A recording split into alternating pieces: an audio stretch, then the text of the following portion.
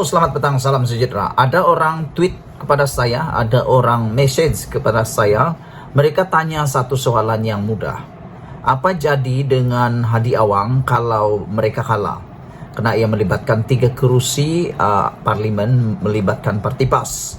Apa jadi kepada mereka sekiranya mereka didapati bersalah, menyogok dan merasuah pengundi alias membeli undi waktu PRU 15. Itu soalan netizen yang mungkin ramai orang nak tahu.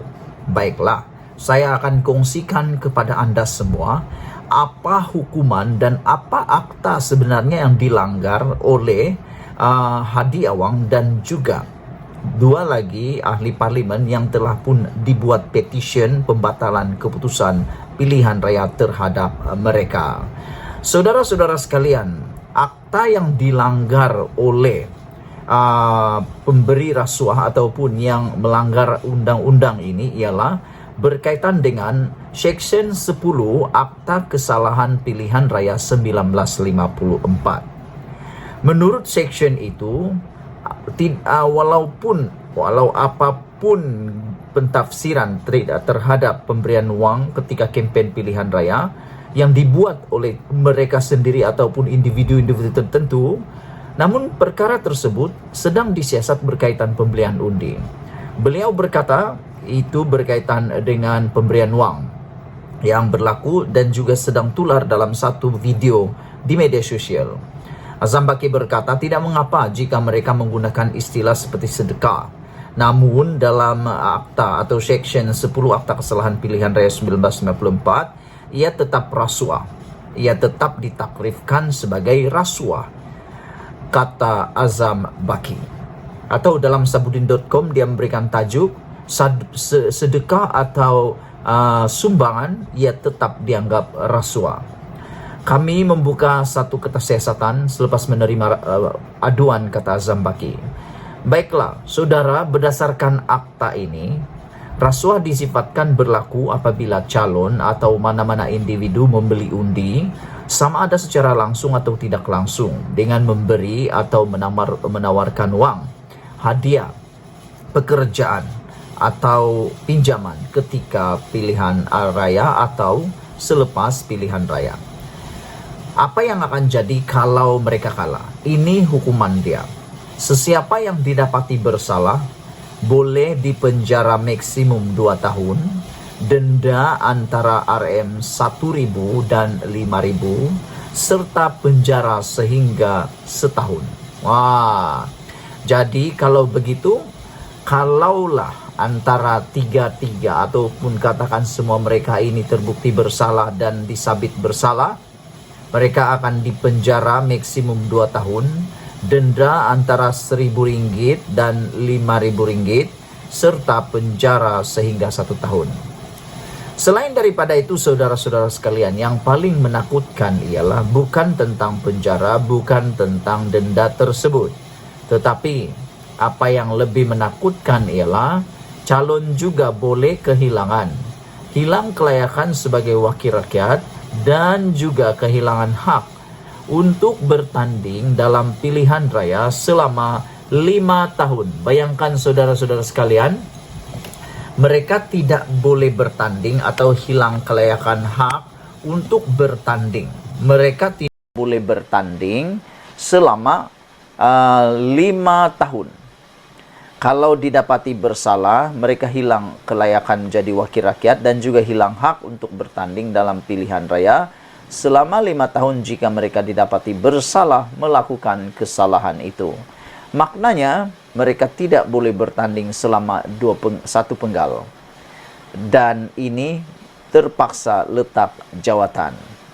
PAS mendapat kecaman selepas satu klip video menunjukkan segelintir individu menghulurkan uang tunai kepada pengundi telah pun menjadi viral.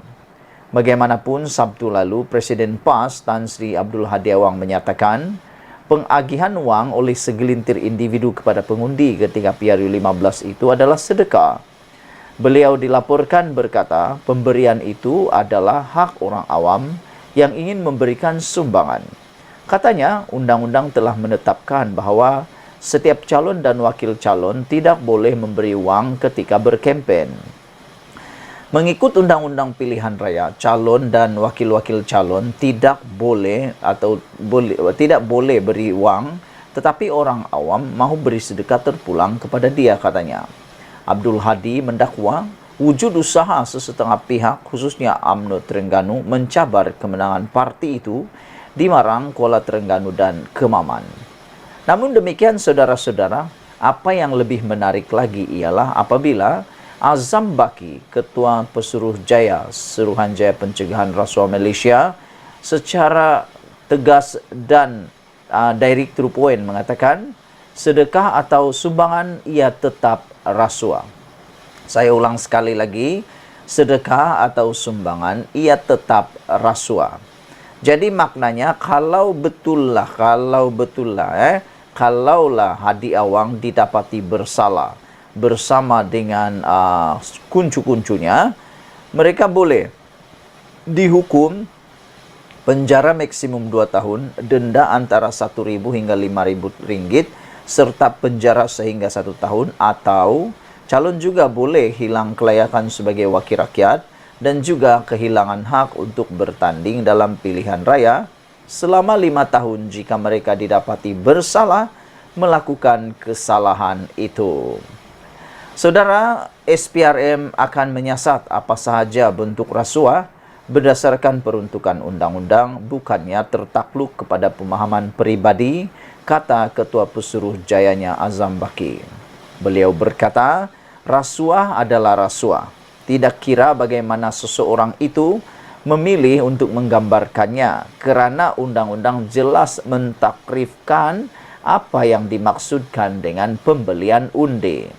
Seksyen 10 dalam kurungan E Akta Kesalahan Pilihan Raya 1954 adalah sangat jelas apa jua istilah awam digunakan. Mempertahankan hujah adalah tafsiran pribadi semata-mata. Sama ada ia sedekah atau sumbangan, undang-undang menganggapnya sebagai rasuah yang dibayar kepada pengundi. Tidak kira sama ada pengundi memintanya atau tidak, katanya memetik laporan Desta. Seksyen 10 dalam kurungan E Akta berkenan dengan perbuatan rasuah sebelum, semasa dan selepas pilihan raya dilakukan secara langsung atau tidak langsung oleh calon sendiri atau oleh wakil bagi pihaknya. Komen Azam itu susulan kenyataan Presiden PAS Abdul Hadi Awang baru-baru ini terhadap petisyen difailkan UMNO Terengganu bagi membatalkan keputusan PRU 15 di 3 kawasan parlimen di negeri pantai timur itu. Hadi berkata mereka yang direkam dalam video menyerahkan wang tunai kepada pengundi hanyalah melakukan kerja amal. Ahli Parlimen Marang itu berkata Undang-Undang Pilihan Raya menetapkan hanya calon dan ejen mereka dilarang memberi wang tunai. Komen beliau mengundang kritikan pelbagai pihak kerana Akta Kesalahan Pilihan Raya 1954 jelas melarang perbuatan terbabit. Sebelum kita berpisah, itulah dia jawapan kepada persoalan netizen apa jadi kepada Hadi Awang kalau dia kalah atau terbukti bersalah melakukan kesalahan menyogok dan merasuah pengundi. Dia akan boleh dipenjara maksimum 2 tahun, denda antara 1.000 hingga 5.000 ringgit, serta penjara sehingga 1 tahun, dan selain itu boleh juga kehilangan kelayakan sebagai wakil rakyat dan kehilangan hak untuk bertanding dalam pilihan raya selama 5 tahun. Sekian dulu untuk kali ini. Jangan lupa tinggalkan komen Anda, share video ini. Kita jumpa lagi. Bye-bye.